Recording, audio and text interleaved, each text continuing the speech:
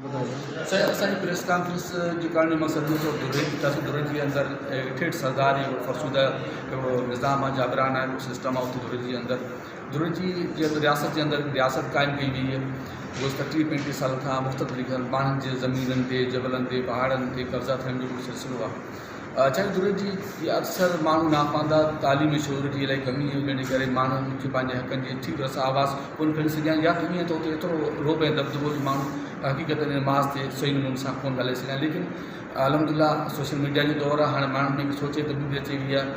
जेकी कब्ज़ा अॻियां थिया त उनखे कबी आहे, लेकिन हाणे जेको नयो कब्ज़नि जो सिलसिलो 2008 ऐं 2009 खां पोइ जेको शुरू कयो त उन जे हवाले सां मुक़ामी माण्हू हमेशह मुख़्तलिफ़ होटल में मुख़्तलिफ़ मार्गनि ते विढ़ंदा रहिया ऐं सोशल मीडिया ज़रिए उनजे ख़िलाफ़ु आवाज़ु उथंदो रहियो। असांजे मार्बल माइन बेसिकली असांजे मार्बल माइंस जे असां वाबस्ता आहियूं।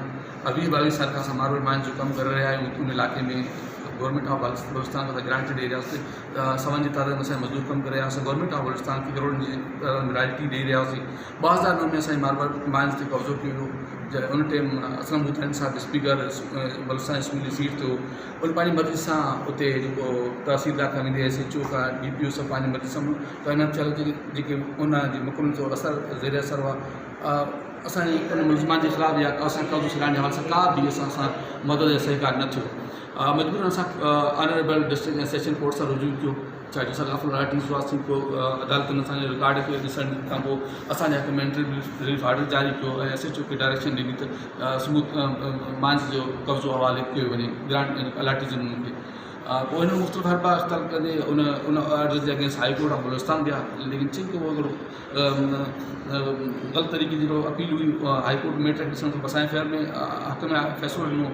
उन दिन सुप्रीम कोर्ट ऑफ पाकिस्तान हलिया विया, लेकिन अलहमदिल्ला supreme court of Pakistan record तमामु डॉक्यूमेंट्स जेके रिकॉर्ड खे ॾिसण खां पोइ सुप्रीम कोर्ट ऑफ पाकिस्तान 3/7/2010 में असांजे हक़ में फ़ैसिलो ॾिनो ऐं कब्ज़ो असांजे हवाले थियो।